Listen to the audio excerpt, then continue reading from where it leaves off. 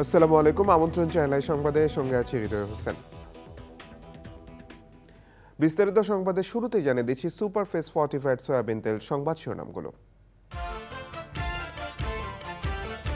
কোটা আন্দোলনকারীদের কর্মসূচিতে সংঘর্ষে ২০ জন নিহত, হামলা ভাঙচুরে গুলিবিদ্ধ সহ আহত কয়েকশো। রোববার আদালতের শুনানিতে মেধার ভিত্তিতে ৮০% নিয়োগের প্রস্তাব করবে সরকার, ব্রিফিংয়ে জানালেন ওবায়দুল কাদের।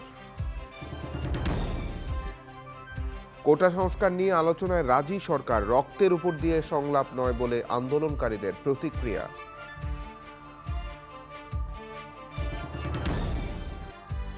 অগ্নিসংযোগের কারণে ভিটিভি ঢাকা কেন্দ্রে সম্প্রচার বন্ধ, ভবন চত্বর ও বাইরে আন্দোলনকারীদের অবস্থান, ১১ প্লাটুন বিজিবি মোতায়েন। দেশের সুনীল অর্থনীতির সম্ভাবনায় বিনিয়োগে প্রধানমন্ত্রীর আহ্বান, সামুদ্রিক মাছ রপ্তানি করলে আর্থিক লাভ হবে মন্তব্য। এবং বৈচিত্র্যময় প্রকৃতিতে ভিন্ন মাত্রা যোগ করছে শালিক ও ময়না, দেশে প্রাকৃতিক ও মানবসৃষ্ট দুর্যোগে হুমকিতে ২ প্রজাতির পাখি।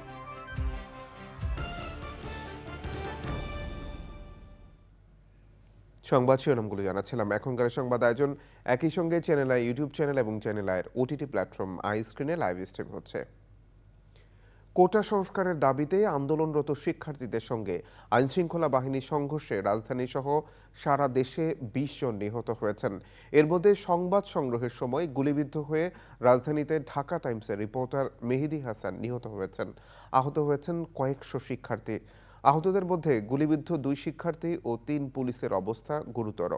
আশঙ্কাজনক অবস্থায় সিএমএইচে ভর্তি র্যাবে কর্মরত পুলিশ কনস্টেবল উত্তম কুমার, তার মাথা থেঁতলে গেছে। রাহুল রয়ের রিপোর্ট। কোটা সংস্কারের দাবিতে আন্দোলনরত শিক্ষার্থীদের কমপ্লিট শাটডাউনে দিনভর সংঘর্ষের পর রাতেও রাজধানীর বিভিন্ন জায়গায় সংঘর্ষ হয়েছে। মিরপুর ১০, ধানমন্ডি, রামপুরা সহ রাজধানীর বিভিন্ন জায়গায় আন্দোলনকারীদের সঙ্গে সংঘর্ষ হয়েছে পুলিশের।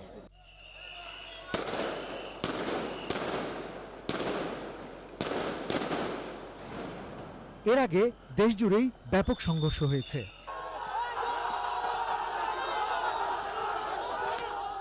বৃহস্পতিবার দুপুরে প্রথমে উত্তরায় জমজম টাওয়ারের সামনে, পরে আবদুল্লাপুর, রাজলক্ষ্মী শেষে জসিমউদ্দিন রোডে দফায় দফায় সংঘর্ষ হয়।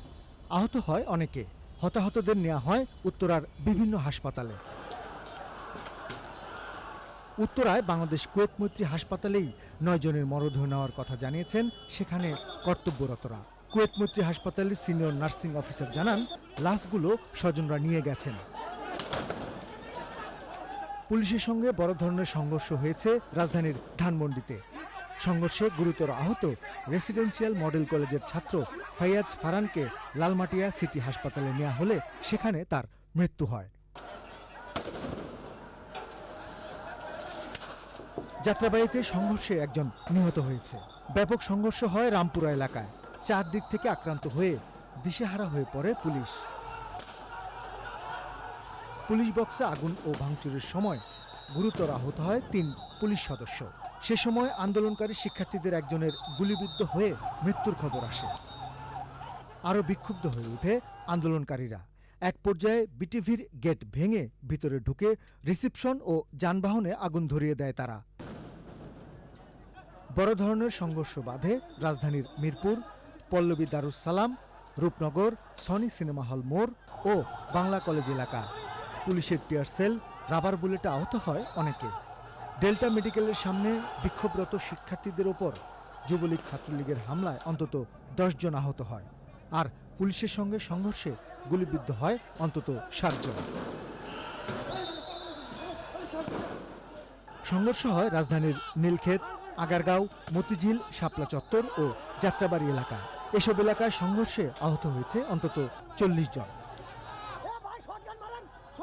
সাভারে সংঘর্ষে আহত শিক্ষার্থী ইয়ামিনকে এনাম মেডিকেল কলেজ হাসপাতালে নেওয়ার পথে মৃত্যু হয়। মাদারীপুরের সংঘর্ষের সময় গুলিবিদ্ধ হয়ে লেকের পানিতে পড়ে মারা যান অনার্স ২য় বর্ষের ছাত্র দীপ্ত দে। সে সময় পুলিশ, ছাত্রলীগ, যুবলীগের হামলায় আহত হয় অন্তত ৩০ জন। নরসিংদীতে পুলিশের গুলিতে ৯ম শ্রেণীর ছাত্র ফাহমিদ ভুইয়া নিহত হয়েছে। পটুয়াখালী, টাঙ্গাইল, মানিকগঞ্জ, রংপুর, নাটোর, বগুড়া, দিনাজপুর ও চট্টগ্রামে সংঘর্ষে শতাধিক শিক্ষার্থী আহত হয়েছে। রাতেও দেশের বিভিন্ন জায়গায় সংঘর্ষ হয়েছে। রাহুল রায়, চ্যানেল আই, ঢাকা। সরকারি চাকরির নিয়োগে কোটা সংস্কারে ৮০% মেধা সংরক্ষণে রোববার আপিল বিভাগের শুনানিতে সরকার প্রস্তাব রাখবে বলে জানিয়েছেন আওয়ামী লীগের সাধারণ সম্পাদক ওবায়দুল কাদের। রাতে ধানমন্ডিতে আওয়ামী লীগ সভাপতির রাজনৈতিক কার্যালয়ে দলের সাধারণ সম্পাদক বলেন, কোটা সংস্কারে আন্দোলনকারীদের দাবি সরকার ও দল নীতিগতভাবে মেনে নিয়েছে।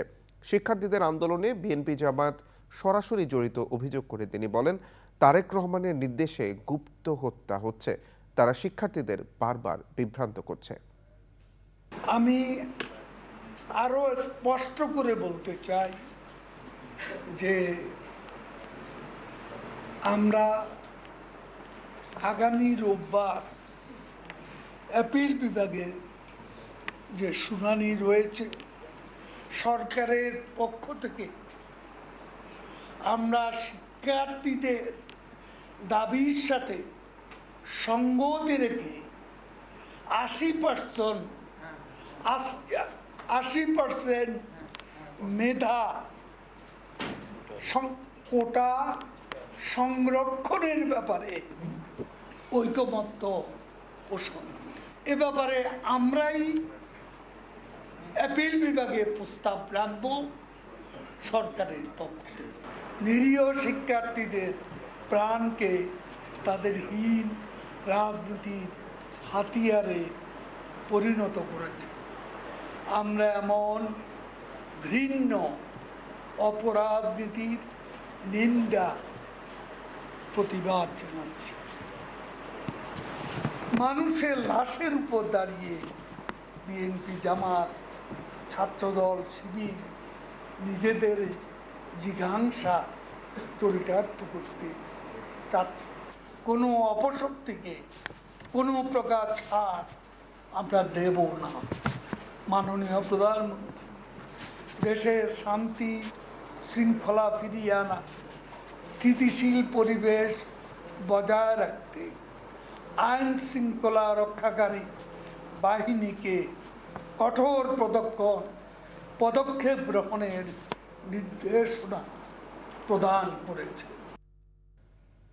কমপ্লিট শাটডাউনে কোটা সংস্কার আন্দোলনকারীদের সঙ্গে পুলিশের সংঘর্ষ, ধাওয়া পাল্টা ধাওয়ায় গোটা রাজধানী রণক্ষেত্রে পরিণত হয়। আগারগাঁও থেকে মিরপুর ২ নম্বর পর্যন্ত দফায় দফায় সংঘর্ষ ও হামলায় গুলিবিদ্ধ হয় ৩ জন। যাত্রাবাড়িতে একটি টেলিভিশনের নারী সাংবাদিক সহ ২ পথচারী গুলিবিদ্ধ হয়েছে। মিরপুর ১০ ও রামপুরায় পুলিশ বক্সে আগুন দেওয়া হয়েছে। বিক্ষুব্ধ শিক্ষার্থীরা অগ্নিসংযোগ করে ভিটিভির রিসেপশন ও ভেতরে থাকা যানবাহনে। জান্নাতুল বাকে কেকার রিপোর্ট।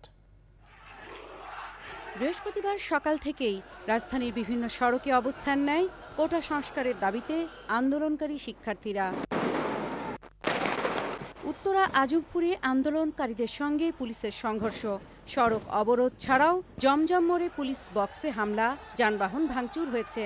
সেখানে সংঘর্ষে বেশ কয়েকজন হতাহত হয়। যাত্রাবাড়ি থেকে শনির আখড়া হয়ে কাঁচপুর পর্যন্ত পুলিশের সঙ্গে সংঘর্ষ হয় আন্দোলনকারীদের। বিভিন্ন স্থানে দেয়া হয় ব্যারিকেড। বেশ কিছু পয়েন্টে টায়ার জ্বালিয়ে প্রতিবাদ করেন আন্দোলনকারীরা। রামপুরায় পুলিশ বক্সে হামলা, ভাঙচুর, ৬০টি মোটরসাইকেলে আগুনের ঘটনা ঘটে। শনির আখড়ায় চ্যানেল আইয়ের পরিবহন হামলার শিকার হয়েছে। সংঘর্ষের কারণে বন্ধ থাকে যাত্রাবাড়িতে মেয়র হানিফ ফ্লাইওভারে যান চলাচল। সায়েদাবাদ থেকে দূরপাল্লার কোনো বাস ছেড়ে যায়নি। আগারগাঁও থেকে মিরপুর ২ পর্যন্ত বিস্তীর্ণ এলাকায় সংঘর্ষে ৩ জন গুলিবিদ্ধ হয়েছে। মিরপুরে ডেল্টা মেডিকেল কলেজ হাসপাতাল থেকে শিক্ষার্থীরা বের হতে চাইলে হেলমেট পরা ও লাঠি হাতে যুবকরা শিক্ষার্থীদের ওপর হামলা চালায়। মিরপুর ১০ নম্বরে সংঘর্ষের সময় পুলিশ বক্সে আগুন দেয় আন্দোলনকারীরা। বৃহস্পতিবার দুপুর ২:৩০টায় বন্ধ করে দেয়া হয় পল্লবী থেকে আগারগাঁও পর্যন্ত মেট্রো রেল চলাচল। সারাদিনই বন্ধ ছিল ঢাকা ময়মনসিংহ মহাসড়কে যানবাহন চলাচল। আবদুল্লাপুর, উত্তরা, খিলক্ষেত সহ প্রায় সব রুটে গণপরিবহন কম চলেছে। ধানমন্ডির ল্যাবেট ক্রসিং এবং মহাখালী টার্মিনাল এলাকায় পুলিশ ও শিক্ষার্থীদের মধ্যে সংঘর্ষ হয়। রাজধানীসহ বিভিন্ন স্থানে রেলপথ অবরোধ করায় সারা দেশের সঙ্গে বন্ধ হয়ে যায় রেল যোগাযোগ। বাড্ডায় ব্র্যাক ইউনিভার্সিটির সামনে শিক্ষার্থী পুলিশ ধাওয়া পাল্টা ধাওয়া হয়। এ সময় পুলিশ সদস্যরা কানাডিয়ান বিশ্ববিদ্যালয় ভবনে আশ্রয় নেয়। পরে হেলিকপ্টারের সাহায্যে উদ্ধার করা হয় অবরুদ্ধ পুলিশ সদস্যদের। আইন শৃঙ্খলা পরিস্থিতি নিয়ন্ত্রণে ঢাকাসহ সারা দেশে 229 প্লাটুন বিজিবি মোতায়েন রয়েছে। জান্নাতুল বাকিয়া কেকা, চ্যানেল আই, ঢাকা। কোটা নিয়ে আন্দোলনকারীদের সাথে আজই আলোচনায় বসার ইচ্ছে প্রকাশ করেছেন প্রধানমন্ত্রী। একথা জানিয়ে আইনমন্ত্রী বলেছেন, হাইকোর্টের রায়ের বিরুদ্ধে রোববার শুনানির উদ্যোগ নেবেন তারা। অ্যাটর্নি জেনারেল বলেছেন, দ্রুততম সময়ে শুনানি শেষ করা হবে। আদালতে আন্দোলনকারীরা নিজে কিংবা আইনজীবীর মাধ্যমে বক্তব্য উপস্থাপন করতে পারবেন। মাঝহর লোকমান্নার রিপোর্ট। সরকারি চাকরিতে কোটা পুনর্বহাল করা নিয়ে হাইকোর্টের রায় দেওয়ার পর আন্দোলন ছড়িয়ে পড়ে। এ অবস্থায় রাষ্ট্রপক্ষ রায় বাতিল চেয়ে লিভ টু আপিল করলে 7ই আগস্ট শুনানির দিন ঠিক করেন আপিল বিভাগ। কিন্তু পরিস্থিতি আরও খারাপ হতে থাকে। এ অবস্থায় প্রধানমন্ত্রীর সঙ্গে জরুরি বৈঠক করেন আইনমন্ত্রী এবং অ্যাটর্নি জেনারেল সহ অনেকে। আলোচনার পর সিদ্ধান্ত জানান মন্ত্রী। মাননীয় প্রধানমন্ত্রী তাদের সাথে আলোচনা করার জন্য দায়িত্ব দিয়েছেন। আমরা তাদের সাথে বসবো এবং আমরা এটাও বলতে চাই যে তারা যখনই বসতে রাজি হবে, এটা যদি আজকে হয়, আজকেই আমরা বসতে রাজি আছি। বাংলাদেশের অ্যাটর্নি জেনারেলকে নির্দেশ দিয়েছি যে আগামী রবিবার তিনি বাংলাদেশের সর্বোচ্চ আদালতে আপিল বিভাগে আবেদন করবেন যাতে মামলাটার শুনানির তারিখ তারা এগিয়ে আনেন। আন্দোলনের শিক্ষার্থী নিহত হওয়ার ঘটনায়ও তদন্ত হবে বলে জানান মন্ত্রী। প্রধানমন্ত্রী তার ভাষণে বিচার বিভাগীয় তদন্ত কমিটির কথা ঘোষণা দিয়েছিলেন। সেই প্রেক্ষিতে আমরা একজন বিজ্ঞ বিচারপতি খন্দকার দিলুরুজ্জামানের কে বিচার বিভাগীয় তদন্তের দায়িত্ব দেওয়ার জন্য কমিটি তৈরি করেছি। পরে ব্রিফিংয়ে রাষ্ট্রের প্রধান আইন কর্মকর্তা আইনি প্রক্রিয়া সম্পর্কে ব্যাখ্যা করেন। আমাদের যে আবেদনটা যে আছে যে সুপ্রিম কোর্টে যে কোটা বিরুদ্ধে হাইকোর্টে যে কোটা বাতিল করে দিয়েছে তার বিরুদ্ধে আমরা যে সিভিল পিটিশনটা ফাইল করেছি সেটা রোববার দিন সকালেই আমি আদালতের কাছে আবেদন জানাবো এটা দ্রুত শুনানি করার জন্য, এবং আমি আশা করি আদালত আমাদের আবেদনটা গ্রহণ করবেন এবং এইখানে যেই ছাত্ররা আসছে বা অন্যরা অনেকে হয়তো আসবেন, সবাই মিলে আমরা আবেদন করব যেন এটা দ্রুত শুনানি করার জন্য। আদালত তো বলছেন তারা আসলে তারা নিজেরা কথা বলতে পারবে, তারা আইনজীবীর মাধ্যমে কথা বলতে পারবে। আদালত ওদের জন্য দরজাটা সবসময় খোলা রেখেছেন। তবে অ্যাটর্নি জেনারেল জানিয়েছেন, আন্দোলনকারী শিক্ষার্থীদের শিক্ষা প্রতিষ্ঠানে ফিরে যাওয়ার আহ্বান জানিয়েছেন প্রধানমন্ত্রী। মাঝহর মান্না, চ্যানেল আই, ঢাকা। কোটা সংস্কারের দাবিতে আন্দোলনরত শিক্ষার্থীরা সরকারের আলোচনার প্রস্তাব প্রত্যাখ্যান করেছেন। আন্দোলনকারী শিক্ষার্থীদের প্ল্যাটফর্ম বৈষম্য বিরোধী ছাত্র আন্দোলনের অন্যতম সমন্বয়ক হাসনাত আবদুল্লাহ বলেছেন, তারা শিক্ষার্থীদের রক্ত মারিয়ে কোনো আলোচনায় যাবেন না। আরেক সমন্বয়ক সার্জিস আলম জানিয়েছেন, কমপ্লিট শাটডাউন কর্মসূচি অব্যাহত থাকবে। রামপুরা বাংলাদেশ টেলিভিশনে দুপুরে আগুন লাগিয়েছে আন্দোলনকারীরা। দুপুর 2টার দিকে আন্দোলনকারীরা বিটিভির প্রধান ফটক ভেঙে ভেতরে প্রবেশ করে বিটিভির অভ্যর্থনা কক্ষ ও ক্যান্টিনে ভাঙচুর চালায়। পরিস্থিতি নিয়ন্ত্রণে আনতে 11 প্লাটুন বিজিবি মোতায়েন করা হয়েছে। যাযাপুর মিন্টুর রিপোর্ট। বৃহস্পতিবার সকাল থেকেই বাড্ডা ও রামপুরায় অবস্থান নিয়ে কোটা বিরোধী আন্দোলনকারীরা। এ সময় পুলিশের সঙ্গে আন্দোলনকারীদের ধাওয়া পাল্টা ধাওয়া চলে।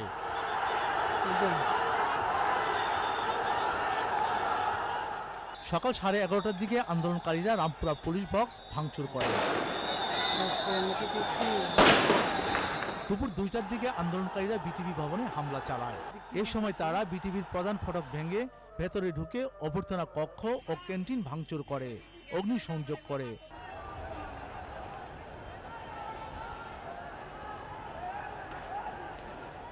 প্রায় 2 ঘন্টা পর আগুন নিয়ন্ত্রণে আসে, কিন্তু বন্ধ হয় সম্প্রচার। বিটিভির নিরাপত্তায় বিকেলে 1 প্লাটুন বিজিবি মোতায়েন করা হয়। তারা আন্দোলনকারীদের শান্তিপূর্ণ অবস্থানের আহ্বান জানান। প্রায় ঘণ্টাখানেক শান্ত থাকলেও সন্ধ্যা ৭টার দিকে আন্দোলনকারীরা আবারও বিটিভির ভেতরে প্রবেশ করে ভাঙচুর চালায়। অবস্থা পর্যবেক্ষণে র্যাবের হেলিকপ্টারকে টহল দিতে দেখা গেছে। যাযাবর মিন্টু, চ্যানেল আই, ঢাকা। বাংলাদেশের সুনীল অর্থনীতির বিশাল সম্ভাবনায় বিনিয়োগের আহ্বান জানিয়েছেন প্রধানমন্ত্রী শেখ হাসিনা। অ্যাকুয়াকালচার এবং সামুদ্রিক খাদ্য প্রদর্শনী অনুষ্ঠানের উদ্বোধনীতে প্রধানমন্ত্রী বলেন, সামুদ্রিক মাছ প্রক্রিয়াজাত করে রপ্তানি করলে আর্থিকভাবে লাভবান হবে বাংলাদেশ। নিরাতি শেখরের রিপোর্ট। বিশাল সমুদ্রসীমা বিজয়ের মাধ্যমে সুনীল অর্থনীতিতে নতুন দিগন্ত উন্মোচিত হয়েছে বাংলাদেশে। তবে এখনও অর্থনৈতিক ক্ষেত্রে এই সমুদ্রসীমার সঠিক ব্যবহার করা সম্ভব হয়নি, যেখানে রয়েছে প্রাণীজ, অপ্রাণীজ ও তেল, গ্যাসসহ খনিজ সম্পদ।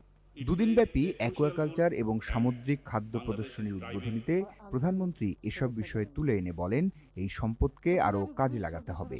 আমরা সি ফুড এবং অ্যাকুয়াকালচার সেক্টর এটা বৈশ্বিক বাজারে যাতে স্থান পায় বা সেই স্ট্যান্ডার্ড নিয়ে যদি করতে পারি, সেই দিকে আমাদের বেশি আরও নজর দেওয়া দরকার।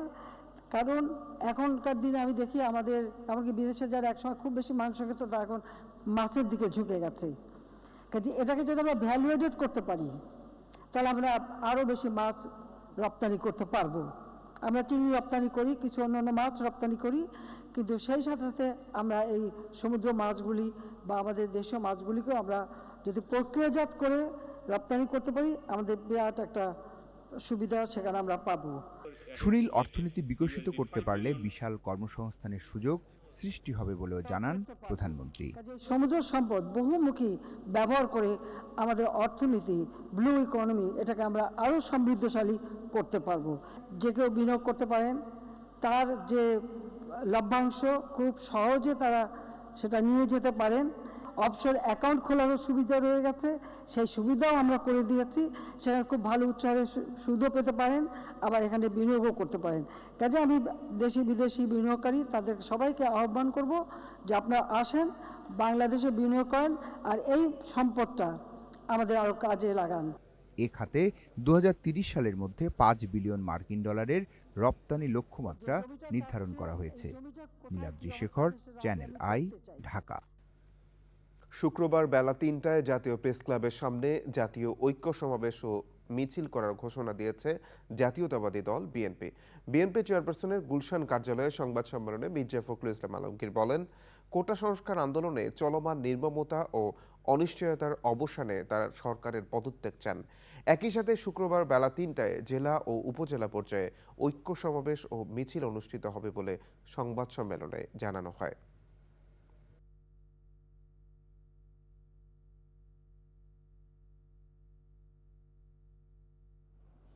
আমরা ছাত্র ছাত্রীদের ন্যায্য দাবির প্রতি সমর্থন জানিয়ে আলোচনার মাধ্যমে সমস্যার সমাধান দাবি করেছিলাম, কিন্তু অসংখ্য শহীদের রক্তে সেই সমঝোতার পথ সরকার নিজেই রুদ্ধ করে দিয়েছে। এই দাবির সমর্থনে আগামীকাল শুক্রবার বেলা 3টায় জাতীয় প্রেস ক্লাবের সামনে জাতীয় ঐক্য সমাবেশ ও মিছিলে অংশগ্রহণের জন্য আমরা সর্বস্তরের জনগণের প্রতি আহ্বান জানাচ্ছি।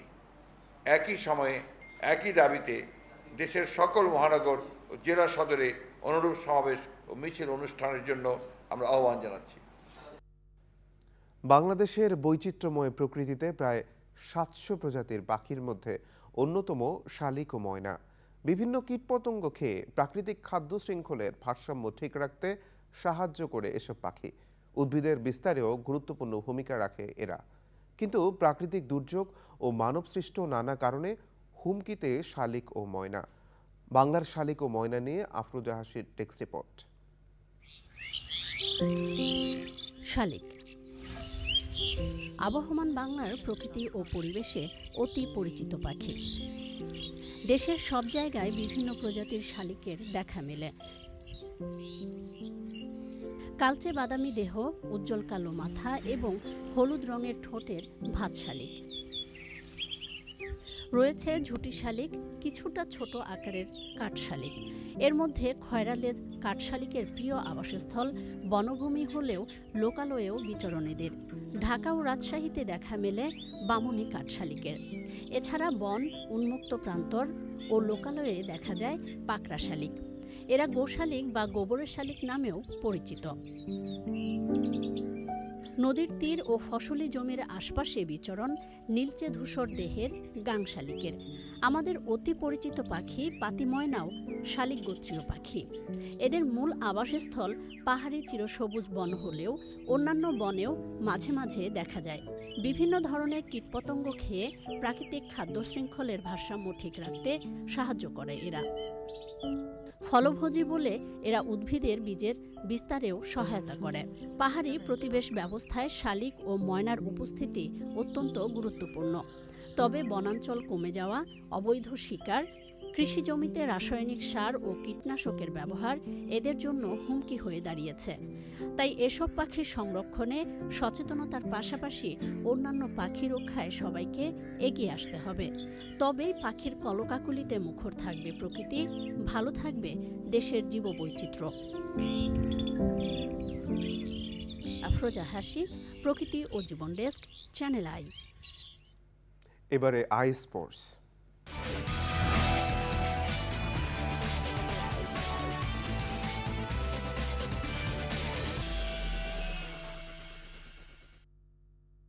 শ্রীলঙ্কার ডাম্বুলায় শুক্রবার পর্দা উঠছে নারী এশিয়া কাপের নবম আসরের। আসন্ন টি-20 বিশ্বকাপ সামনে রেখে ৮ জাতির এবারের আসর হচ্ছে ক্রিকেটের শর্ট ফরম্যাটে।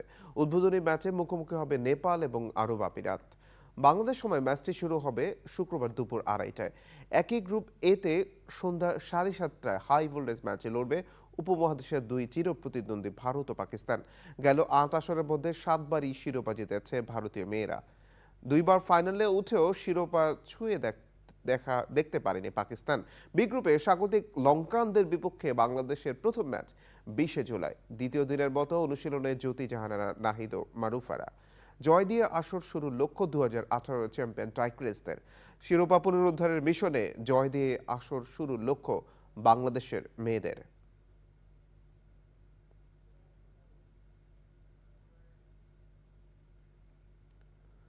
২৪ ও ২৭ জুলাই দুটি ফিফা প্রীতি ম্যাচ খেলতে ২২ জুলাই ভুটানে যাচ্ছে বাংলাদেশ নারী ফুটবল দল। এর আগে ১১ ও ১৪ জুলাই সেখানে দুটি ম্যাচ খেলার কথা ছিল, কিন্তু ফ্লাইট জটিলতায় যেতে পারেনি সাবিনা খাতুনেরা। নারী দলের কোচ পিটার বাটলারের প্রথম বিদেশ সফর। সংবাদ সম্মেলনে বাটলার বলেছেন, সিনিয়র জুনিয়র মিলিয়ে দল গঠন করা হয়েছে, আশা করছি ভালো কিছুই হবে। ফিফা র্যাঙ্কিংয়ের তালিকা প্রকাশ করেছে ফুটবলের সর্বোচ্চ সংস্থাটি। কোপা আমেরিকার শিরোপা ধরে রাখা আর্জেন্টিনা সুসংহত করেছে র্যাঙ্কিংয়ের শীর্ষস্থান।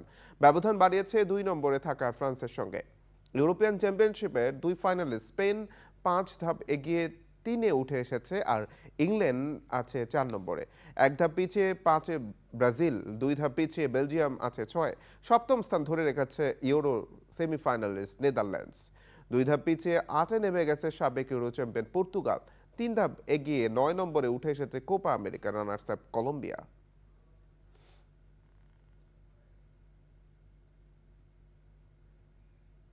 এবার অন্যান্য সংবাদ।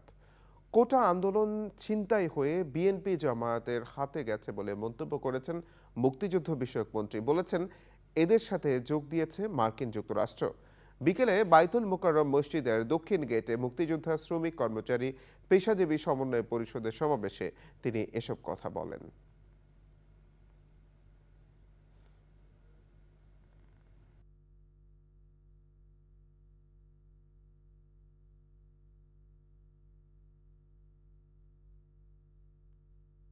আগত সে জামাত, শিবির এবং ছাত্র দলের সন্ত্রাসীরা সেখানে ঢুকে যে তাণ্ডব চালিয়েছিল, তারপরেই এই আন্দোলন আর যারা শুরু করেছিল তাদের হাতে থাকে নাই। সেই আন্দোলন ইতিমধ্যে ছিনতাই হয়ে সেই স্বাধীনতা বিরোধীদের হাতে চলে গিয়েছে। আমরা আশাবাদী যে আমাদের এই মেধাবী ছেলেমেয়েরা তারা ওদের ফাঁদে পা দিবে না। প্রিয় দর্শক, সংবাদের এই পর্যায়ে বিরতি নিচ্ছি।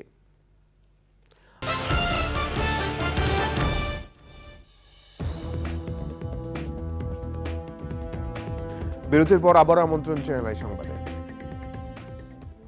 এবার নিটল ডাটা আন্তর্জাতিক সংবাদ।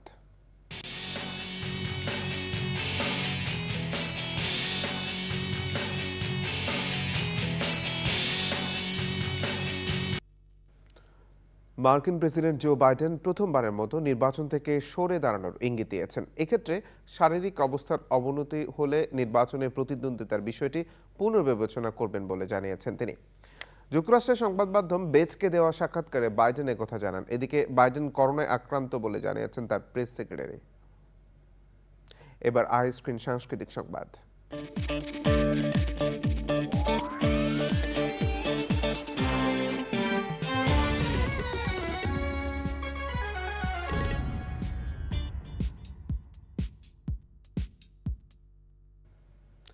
বিনোদনের স্মার্ট দুনিয়া ওটিটি প্ল্যাটফর্ম আইস্ক্রিন। এই প্ল্যাটফর্মে প্রদর্শিত হচ্ছে ক্লাসিক সব নাটক, সিরিজ, সিনেমা।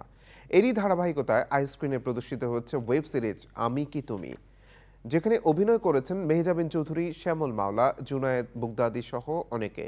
নাটকটি পরিচালনা করেছেন পুনর্জন্ম খ্যাত নির্মাতা ভিকি জাহেদ। আইস্ক্রিন সাবস্ক্রাইব করে সিরিজটি উপভোগ করতে পারবেন দর্শকরা।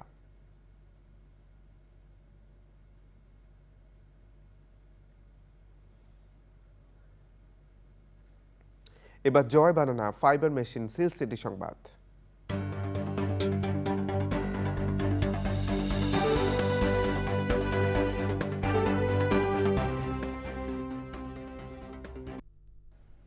কোটা সংস্কার আন্দোলনকে ব্যবহার করে বিএনপি জামায়াতের বাংলাদেশ বিরোধী ষড়যন্ত্রের প্রতিবাদে বৃহস্পতিবার রাজশাহীতে সমাবেশ করেছে আওয়ামী লীগ ও সহযোগী সংগঠনের নেতাকর্মীরা। রাজশাহী মহানগর আওয়ামী লীগের সভাপতি বীর মুক্তিযোদ্ধা মোহাম্মদ আলী কামালের সভাপতিত্বে বক্তব্য রাখেন রাজশাহী সিটি কর্পোরেশনের মেয়র এইচ.এম. খায়রুজ্জামান লিটন, সাধারণ সম্পাদক ডাব্লু সরকার, মহানগর ছাত্রলীগ সভাপতি নূর মোহাম্মদ সিয়াম। এ সময় মেয়র লিটন বলেন, শিক্ষার্থীদের কোটা সংস্কারের আন্দোলন আর তাদের নিয়ন্ত্রণে নেই, তাদের কাছ থেকে ছাত্রদল ছাত্র শিবির নিয়ে নিয়েছে।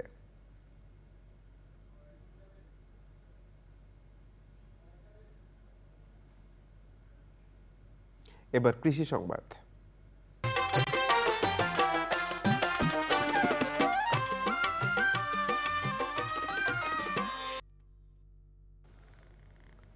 মাগুরার মোহাম্মদপুরে মধুমতি নদীর বিস্তীর্ণ চরাঞ্চলে বাদাম তুলতে ব্যস্ত চাষিরা।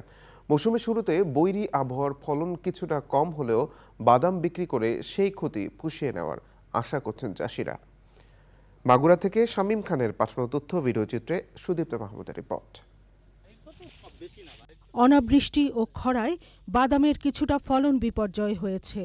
যেখানে বিঘা প্রতি ৮ থেকে ৯ মণ ফলন পাওয়ার কথা, সেখানে ফলন হয়েছে ৪ থেকে ৫ মণ। মোহাম্মদপুর উপজেলার মাধবপুর চর, মাধবপুর, গয়েশপুর, বাহিরচর এলাকায় নারী পুরুষ সবাই বাদাম তুলছেন। এ অঞ্চলের অর্থকরী ফসল হওয়ায় প্রতি মৌসুমে ৪০ থেকে ৫০ হাজার টাকার বাদাম তোলেন এক একজন চাষি। বাদাম চাষিরা জানান, মানভেদে প্রতি মণ বাদাম ৫ থেকে ৬ হাজার টাকায় বিক্রি হচ্ছে। অনেক টাকা খরচ হয়েছে, প্রচুর টাকা খরচ হয়েছে। আর এই যে বাদাম লাগাইছি, বিঘা বইতে হয়তো ৮ থেকে ১০ মণ পাই। তো এইবার যে খরার যে বছর গেল, তা এই মানে সেচ দিছি, সেচ দেওয়ার পরেও আসলে বৃষ্টি না হলে তো আসলে কৃষকরা তো বাঁচবে না। মোহাম্মদপুর উপজেলার দীঘা ইউনিয়ন, মোহাম্মদপুর সদর এবং পলাশবাড়িয়া ইউনিয়নে নদীপাড়ের সহস্রাধিক চাষি উচ্চ ফলনশীল বাড়ি ৫, ৮, ৯ ও বিনা ৪ জাতের বাদাম চাষ করেছেন। বৃষ্টি না হওয়ার কারণে গাছগুলো পুড়ে পুড়ে অর্ধেকই মারা গেছে। এই মতো অবস্থায় আমরা বাদাম, এবার খুব বাদামের চাষে আমাদের প্রফিট খুব কম। জেলায় এবছর ৬২ হেক্টর জমিতে বাদাম চাষ হয়েছে। এর মধ্যে মোহাম্মদপুর উপজেলাতেই ৬০ হেক্টর আর বাকি ২ হেক্টর আবাদ হয়েছে চরাঞ্চল সহ শ্রীপুর উপজেলায়। আবাদ হয়েছে, যদি আবহাওয়া অনুকূলে থাকে, ভালো থাকে, তাহলে এখান থেকে আমরা যে উৎপাদন লক্ষ্যমাত্রা সেটা অর্জন হবে বলে আমার মনে হয়। স্থানীয় বাজারগুলোতে গত বছরের তুলনায় বাদাম সরবরাহ অনেক বেড়েছে। Sudipta Mahmud, channel I. এবার প্রকৃতি সংবাদ।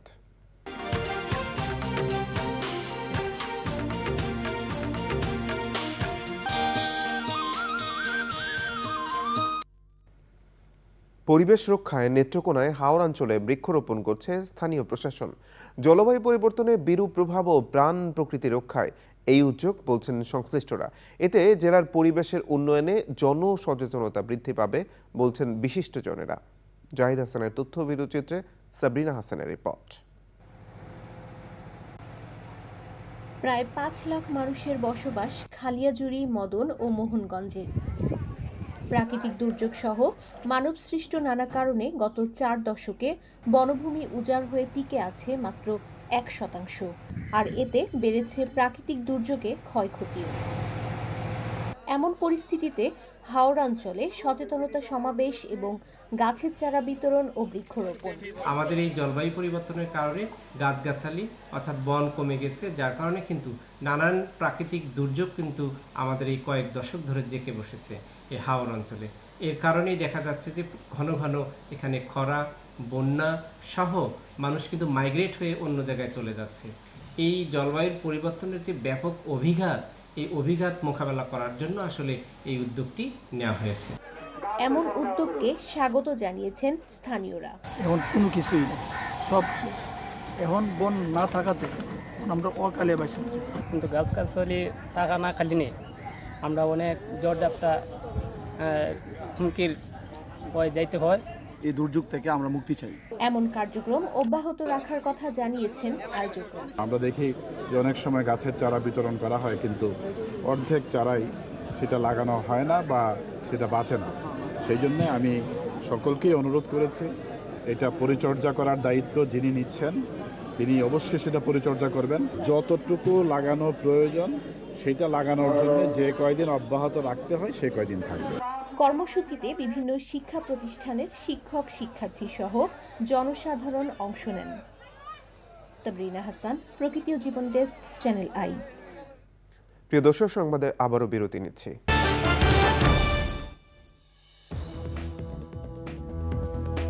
বিরতির পর আবারও আমন্ত্রণ চ্যানেল আই সংবাদে। পররাষ্ট্রমন্ত্রী ডক্টর হাসান মাহমুদ বলেছেন, কোটা বিরোধী আন্দোলনরত শিক্ষার্থীদের ঘাড়ে চেপে বসেছে বিএনপি জামাত। কোমলমতি শিক্ষার্থীদের কাছ থেকে আন্দোলনটা ছিনতাই করে নিয়েছে তারা। বৃহস্পতিবার চট্টগ্রাম প্রেস ক্লাব চত্বরে মহানগর ও জেলা মুক্তিযোদ্ধা কমান্ড কাউন্সিল এবং মুক্তিযোদ্ধা সন্তান কমান্ডের বিক্ষোভ সমাবেশে পররাষ্ট্রমন্ত্রী এসব কথা বলেন। চট্টগ্রাম মহানগর মুক্তিযোদ্ধা কমান্ডার মোজাফফর আহমেদের সভাপতিত্বে এবং মুক্তিযোদ্ধার সন্তান সরোয়ার মনির সঞ্চালনায় সমাবেশে বক্তব্য রাখেন চট্টগ্রাম মহানগর আওয়ামী লীগের নেতাকর্মীরা। কোটার বিরুদ্ধে যারা আন্দোলন করছে, আমাদের শিক্ষার্থীদের অনুরোধ জানাবো, তোমাদেরকে ঢাল হিসেবে ব্যবহার করে তোমাদের আন্দোলন ছিনতাই করে নিয়েছে বিএনপি জামাত, এবং তোমাদের কোনো কোনো নেতাকে তাদের পকেটে করে ফেলেছে। প্রত্যেকটি ঘটনার ভিডিও ফুটেজ সংগ্রহ করা হয়েছে। কোটা সংস্কারে আন্দোলনকারীদের সমর্থন জানিয়ে জাতীয় পার্টির রওশনপন্থী অংশের নির্বাহী চেয়ারম্যান কাজী ফিরোজ রশিদ বলেছেন, আগামী রোববারের মধ্যে বিশেষ আদালত বসিয়ে সমস্যার সমাধান করা উচিত। ঢাকার রিপোর্টার্স ইউনিটিতে চলমান কোটা আন্দোলন নিয়ে সংবাদ সম্মেলনে তিনি কথা বলেন। মুখে কেউ রাজাকার বা মুক্তিযোদ্ধা বললেই সে তা হয়ে যায় না বলেও মন্তব্য করেন তিনি।